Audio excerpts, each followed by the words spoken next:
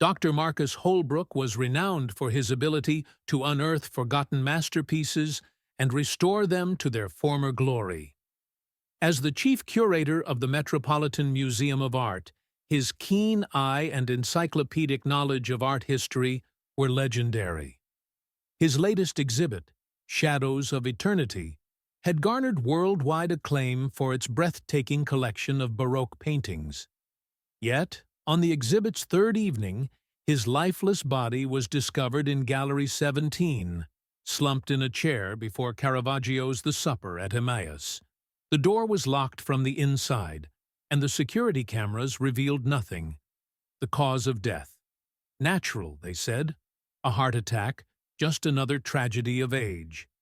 But Arya Chen, doctor, Holbrook's assistant and a rising art historian herself, couldn't shake the feeling that something was amiss. She stood in the gallery hours after the crime scene had been cleared, staring at the paintings that had been Dr. Holbrook's pride and joy. It was then she noticed it, the faintest discrepancy in a shadow cast by a goblet in the Caravaggio. It was barely perceptible, a shift so minute that only someone with years of study in chiaroscuro techniques would notice. But Arya had spent countless hours with these paintings. She knew every shadow, every stroke. This one had been changed. Arya's discovery turned into an obsession. She combed through the gallery, scrutinizing every painting. The more she looked, the more discrepancies she found. A flicker of altered light in Vermeer's girl with a pearl earring. A faint shift in the drapery folds of Rubens' The Descent from the Cross. The alterations were microscopic, subtle enough to evade the eyes of even seasoned experts. But Arya's intimate familiarity with the collection made them glaring anomalies. She documented each change and began searching for patterns. At first, they seemed random. Then, while comparing two paintings side by side, she noticed a sequence of numbers embedded in the modifications. Coordinates, perhaps. Number. When she entered the numbers into her laptop, the pattern unraveled into a series of dates and locations. These, she realized, corresponded to notorious art heists and forgeries over the past 2 decades. What was Dr. Holbrook trying to tell her? Determined to find answers, Arya delved into Dr.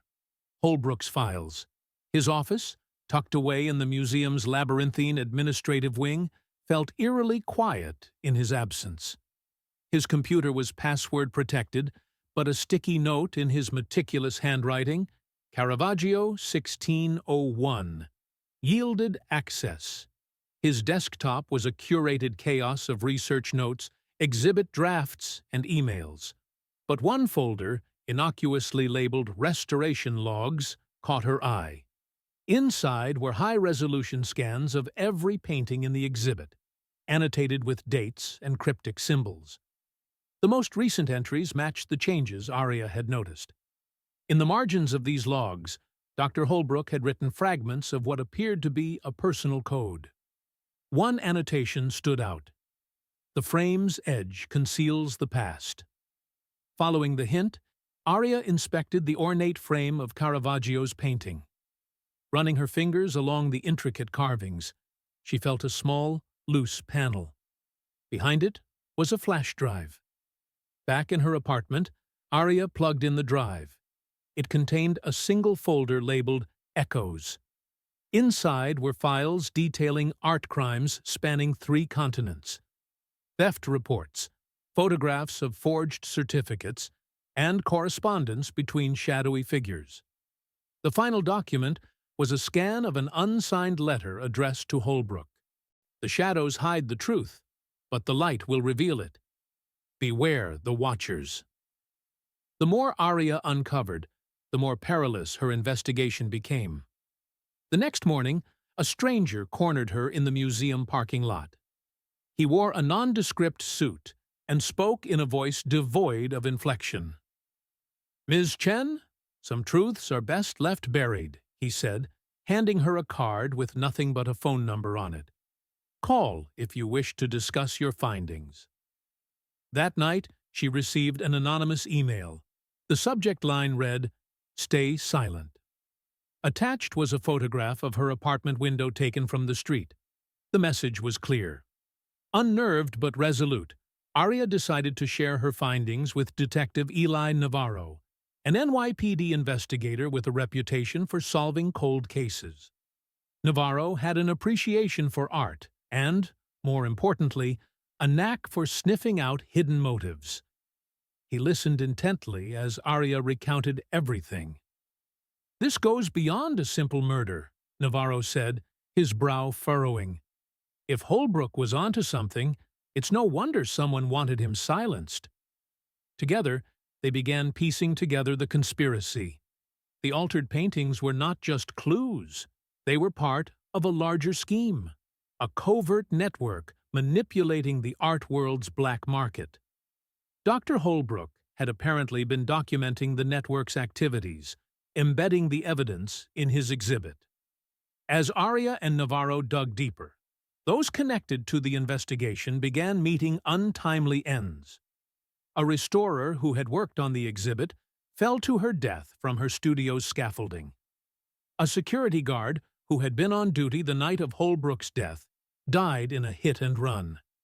Each incident was ruled accidental, but the timing was too convenient to ignore. The pair's efforts led them to a clandestine auction held in a private gallery in London. The invitation, encoded in another of Holbrook's annotations, promised access to the most elusive masterpieces. Aria attended, posing as a wealthy collector. Navarro shadowed her, ready to intervene. The auction revealed the scale of the conspiracy. Works thought lost forever were paraded before the elite audience.